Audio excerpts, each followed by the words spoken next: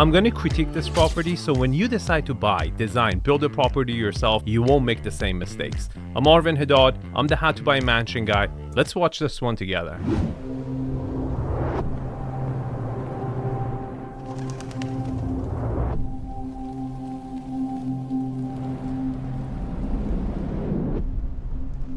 What's up, everybody, and welcome to another episode.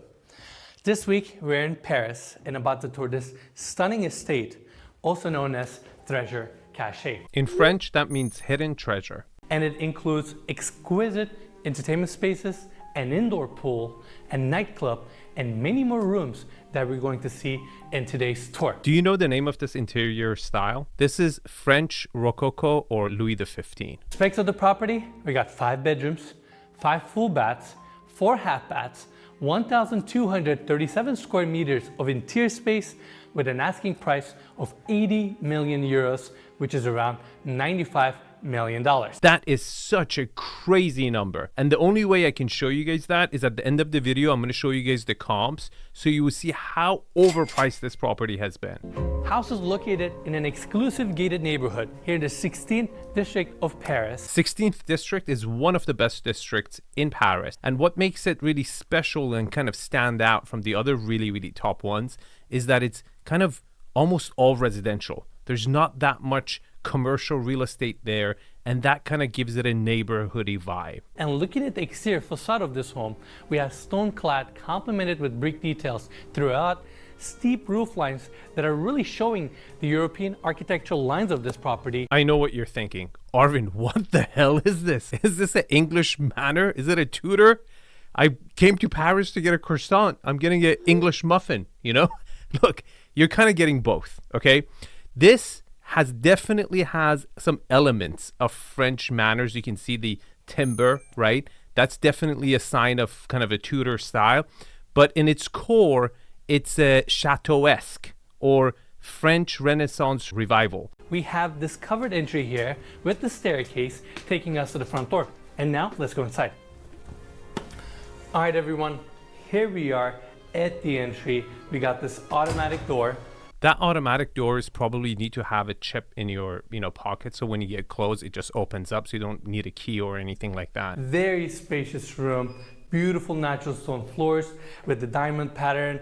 We have stone clad on the walls. Okay, the foyer is a good size. I wouldn't call it spacious. And you don't really have a view wow factor. You have a kind of an interior wow factor. You have a beautiful staircase that goes up with natural light coming down. But can you spot the flaw here? I'll give you guys 3 seconds. 3, 2, 1. No coat closet. And that's a big deal in Paris because it rains, it's cold, you definitely need a coat closet, and they just don't have one in this first floor. I want to bring everybody to this side where we have the grand staircase. This is your wow factor. It's very ornate, very beautiful. They've kind of grandfathered in probably a historic building they couldn't get rid of. And this element probably forced their hand to make a lot of decisions that caused a lot of problems. Now, this house was built in 1885, and the house itself has main floor and 2 floors above us where we have the bedrooms. But the developer here restored and kind of rebuilt the top 3 floors, and they also dug 16 meters below grade to create 4 more levels. You see, probably for historical reasons, they couldn't touch much of the top 3 floors.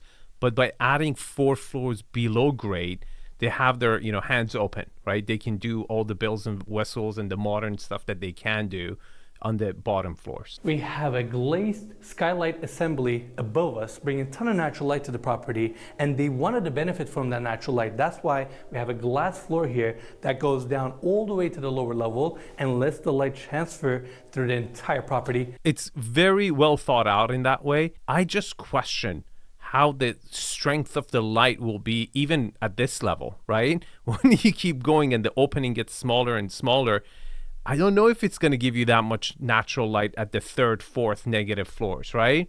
But I, salute them for trying. Now, I want to bring everybody back to the entry and start our tour with this door here that opens up to the formal living room area. Oh my God. I mean, this is as formal as it gets. Okay, this is like the most formal, and it kind of looks like the room Putin gives his press conferences in.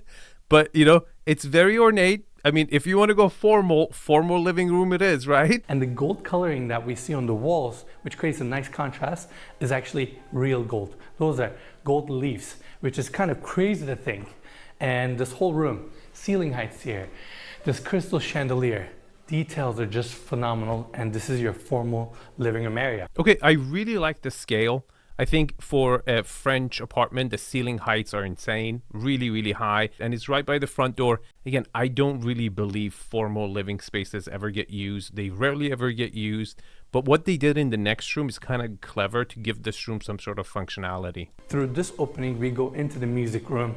I love the warm tones here with the light green pastel color on the walls. Again, a lot of molding details. And if you focus on this side, we have a steel-cased accordion doors opening up the Juliet balcony. Okay, the exterior facade of the other room facing the internal patio looks super fake to me. It looks like, you know, from New York in Las Vegas. Right above me, we have a glass roof assembly just flooding this space and the lower level with a ton of natural light and making this room feel very spacious. It doesn't make this room feel really spacious because it's very narrow, and you can see that from the, you know, couch setup. You really can't set up furniture that comfortably over here. But there's another reason why they have given this internal courtyard, and they haven't actually captured the square footage on this level. And the reason for that is that they have gone 4 levels down underneath. And one of their main commitment has been trying to get natural light all the way down to the lower floors. And by doing that, you're really jeopardizing your main level. And going through these doors, we have the office. Another elegant space located on the main floor. Okay, this looks super fake. And it's kind of disappointing because the formal living space was so authentic. They nailed that room. They really delivered the style like it was built in freaking 500 years ago. This room is just the green color is off, the painted timber is off, and the freaking fake bookcases. They're trying to hide TVs and a hidden door, but when you do that, it just cheaps out the whole property. Right next to the fireplace, we have this hidden wall come out. And right behind that, we actually have an automatic TV that perfectly positions itself for you to sit down and watch TV in this room. See, I would have much rather had the TV shown, and you would have had actual real bookshelf library set up. You can do that in a really nice classic way. You don't have to fake an authentic look. I haven't really talked about the bookshelves here and the built-ins because they're fake. Yeah, we noticed, Enes. It's very, very fake. They didn't have enough depth here to design an actual bookcase. That's why they used these edges from the books to create the authentic look. And right behind this wall, we have a concealed door that takes you to a hallway. Do you know why we have a hallway here? It's because we have a layout issue. As beautiful as that staircase was right in the middle, it forces all the rooms to go in the outer edges of the building. And when you have a small footprint, you force all these rooms to have weird shapes like the music room or even the office.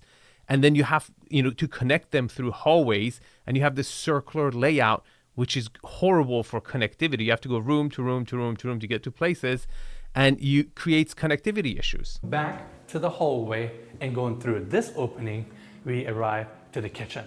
Oh my God, the kitchen is even formal. This looks like the most formal kitchen I've ever seen. But first, I want to talk about Paris. Real estate in Paris is really valuable. So you're not working with really wide or big properties. That's why you got to be really smart with your floor plan.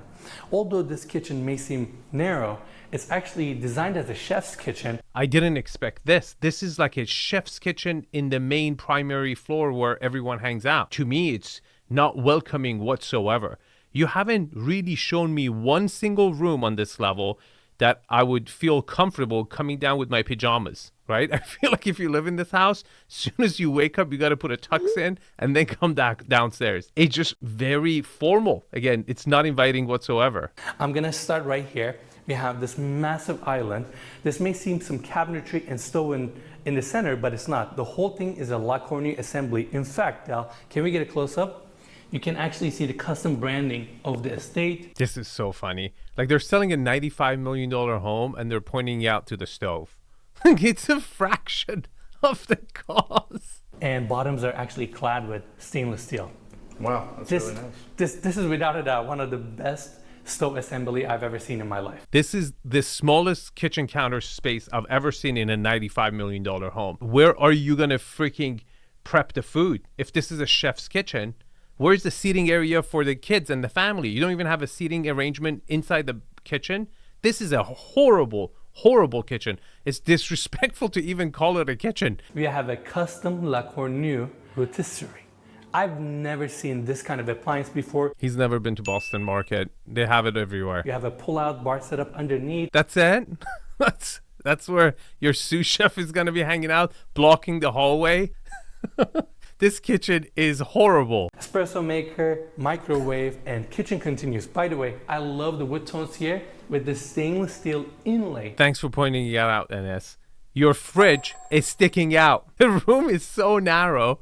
Your fridge is literally sticking out. Like, look how narrow that hallway behind NS is. You neither have space for a chef's kitchen or a family. It just fails on both sides. You have your commercial fridge and freezer. Yeah, that if you open up the door, you will block the hallway. Now, I want to take everybody back to the entry of the kitchen and continue our tour. Right on the other side, we have the formal dining room area. Wait a minute. Is this where you guys gonna have breakfast? Because I didn't see any other area. I get it. I get the architectural style, and I think this room is actually pretty damn nice. It really kind of matches the formal living space. But this is right next to the kitchen. It's just so formal. This way, we are facing some windows, bringing natural light. And on the other side, we have a glass wall and glass door assembly, which has really ugly curtains. This looks like my grandma's freaking curtains. It's horrible. It doesn't match. It looks like they kept that from before the renovation. This is your secondary access to the elevator on this level, and the hallway brings us back to the entry of this property. Full circle. Yeah, full circle, and that is the main problem with this floor. It was so formal and unlivable for a family that I personally would never ever spend any time here. This is the floor where the maids would work and, you know, just cater the rest of the house, because I just did not feel comfortable whatsoever. Now let's take the stairs and check out the lower level.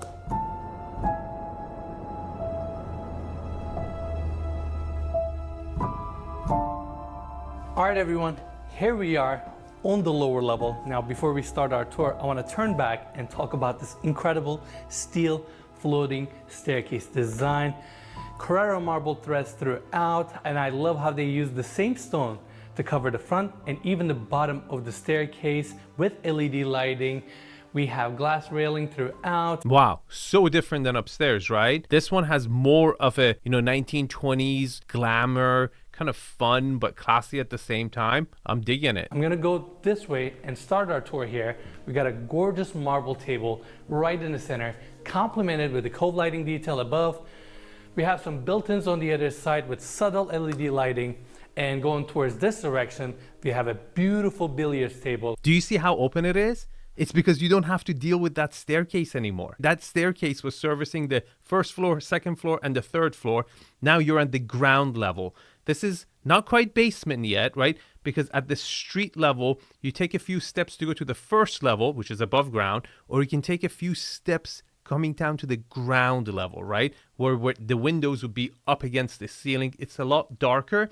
Now, the number one thing over here is that for the ultra luxury, the ceiling heights are really, really low. But interior design, I'm totally digging the vibe. Continuing here, we have beautiful hardwood floors with chevron pattern, and the room transitions into the seating area. Okay, this is also your family room. It's not just the game room, it's also your family room.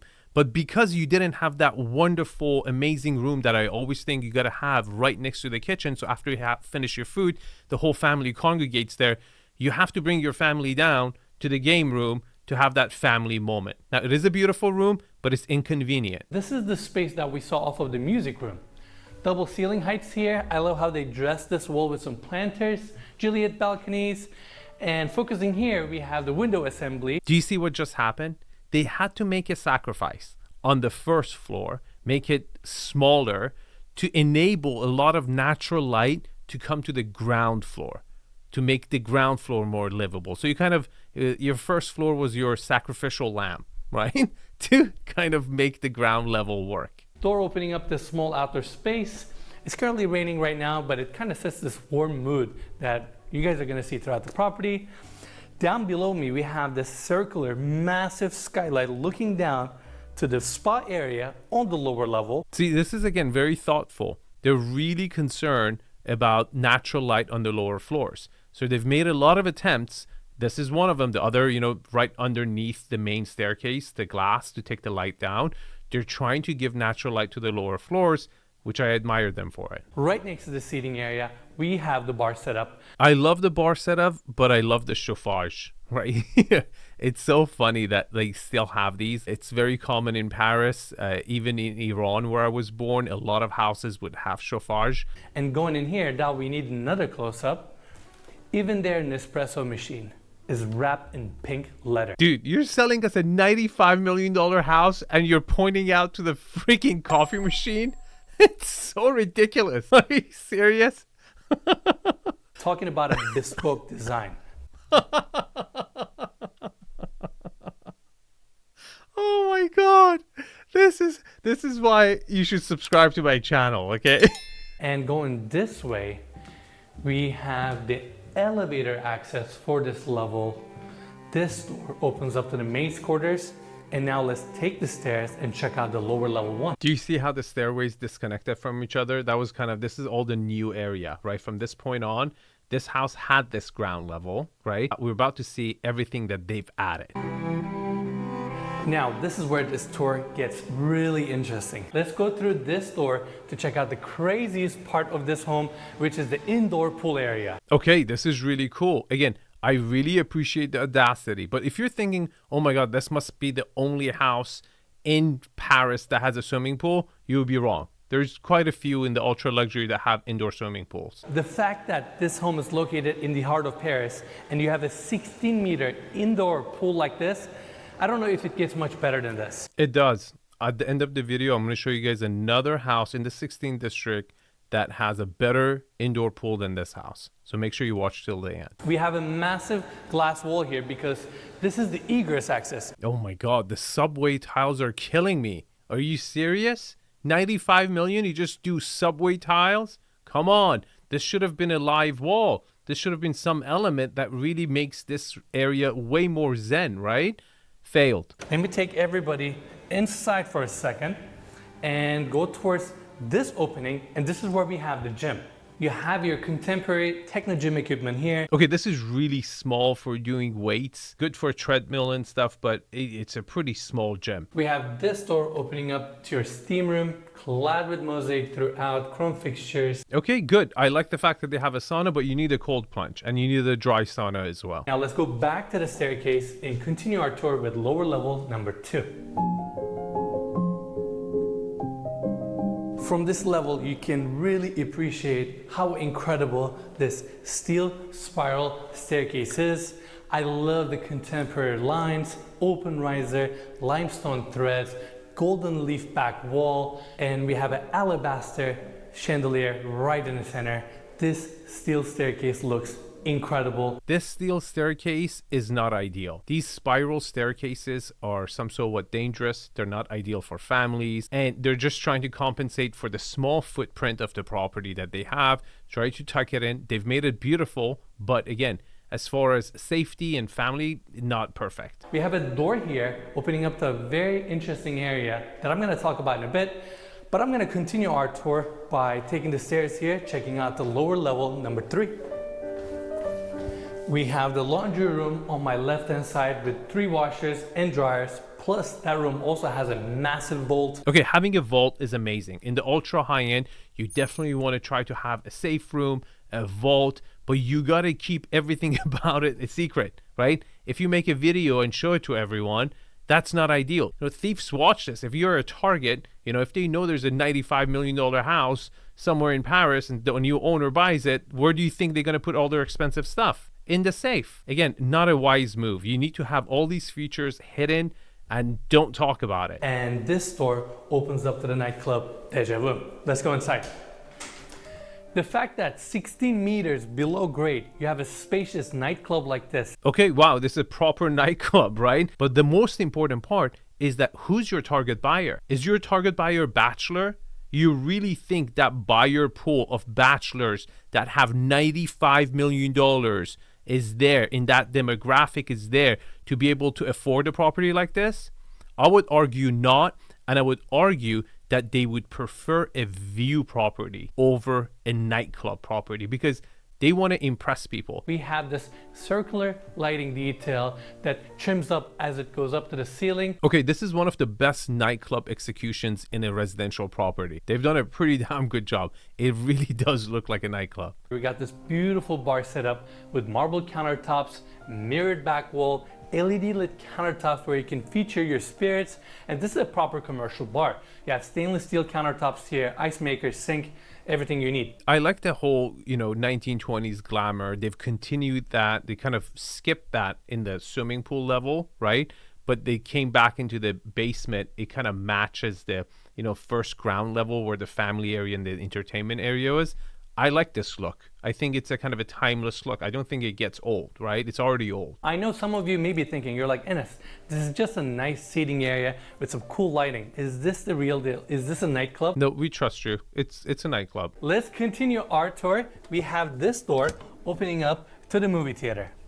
3-tier seating, plush carpet on the floors, electric recliner chairs throughout. Okay, I like the fact that it's attached to the nightclub. If you're having a late night, people come down, you can keep it quiet. You got to think about the noise as well. You're in central Paris. If you're a party animal, you want to be loud, this is really good, right? This is as good as it gets in probably Paris. -3. You can do whatever the hell you want. Most likely people are not going to bother you. But there's one element.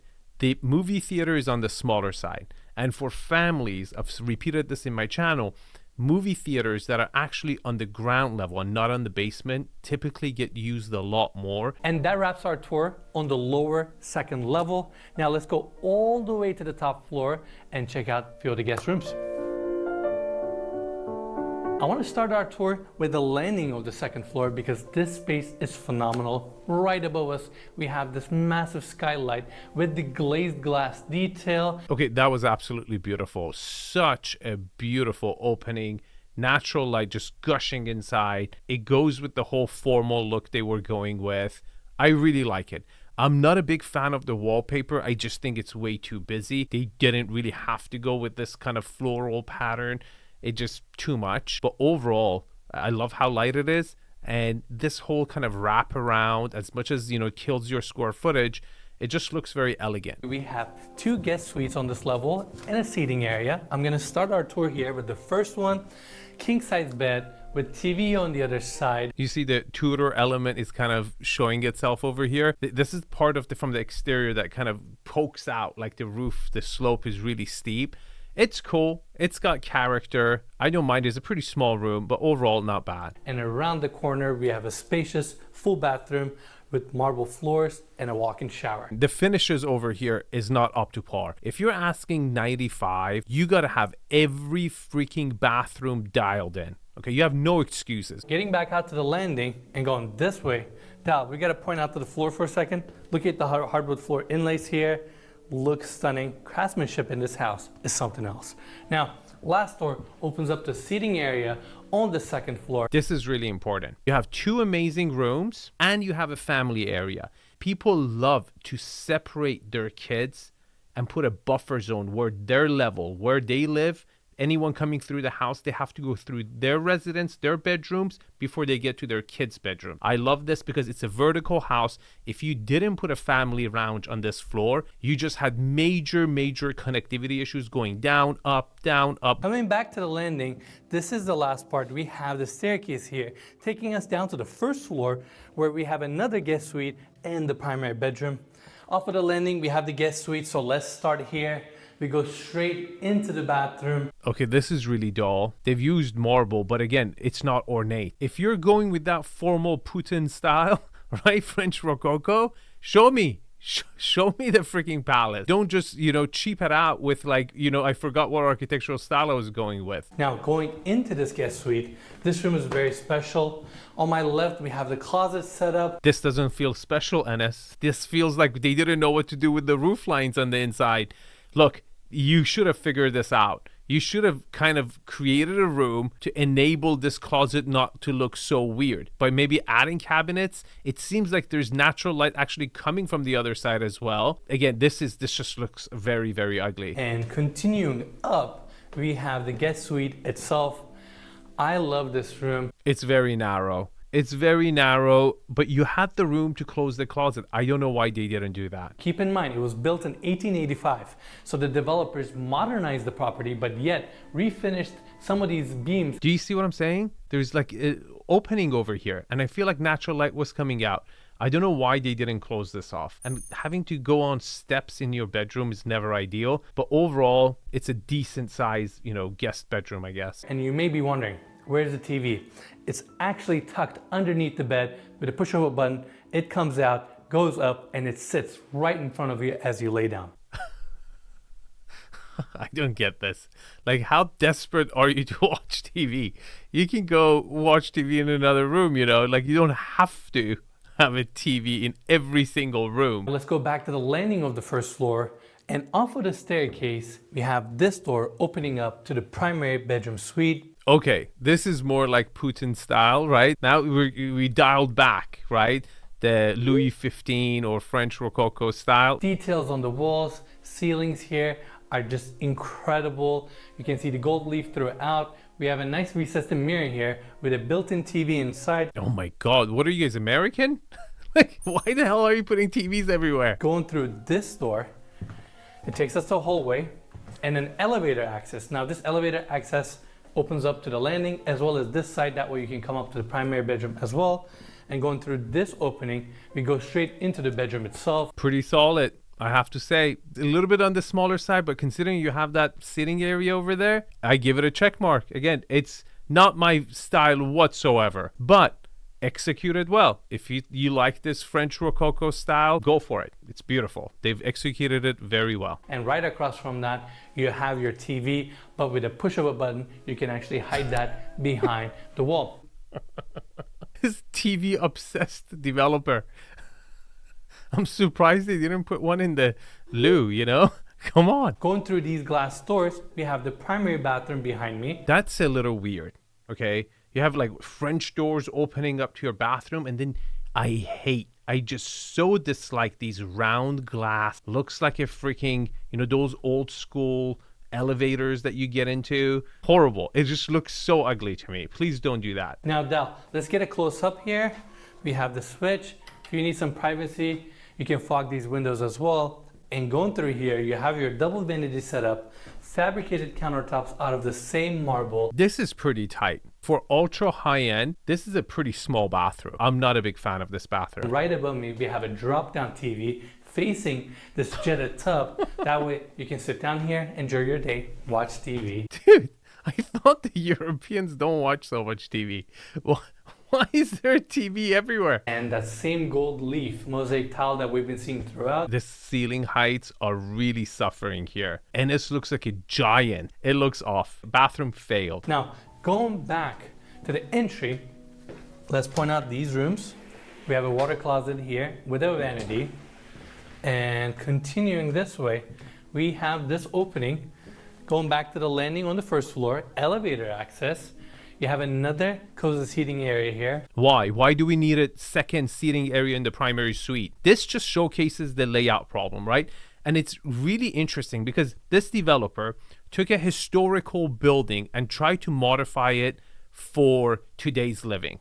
And his footprint was so small, he had no choice but to go down, right? Because you can't fix the footprint. If you were consulting with me, link is in the description, I wouldn't have recommended this project. I would have said, look, as a passion project, I salute them, right? But to do a flip and be profitable on the flip, you want to go big, take 2 400-meter penthouses with view of Eiffel Tower, connect them, right? Then you have 2 floors, but you have amazing scale on every floor. You don't have connectivity issues. Now, going through this space, we have the walk-in closet. This is so small, 95 million.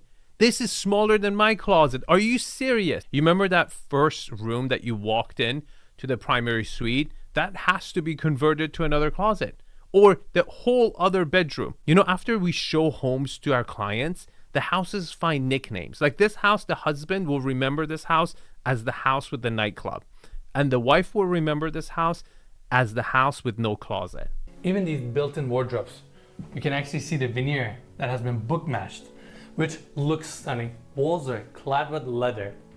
And this island design, you have leather countertops, leather bottoms with brass inlays. Really beautiful, well done. Craftsmanship, hats off to them. Very exquisite. It's more a kind of a unisex type of a closet, but extremely small, even for a $10 million buyer.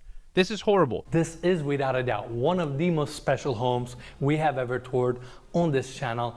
The fact that you get 7 levels within a home in the heart of Paris, I don't know if it gets much better than this. It gets a lot better than this. I'm going to show you guys some other units in Paris, in the 16th district, and you guys tell me what you think. Okay, Exhibit A, we got 16th district, 4 bedrooms, 948 meters, that's about 10,000 square foot, listed for 26 million euros. Check this out.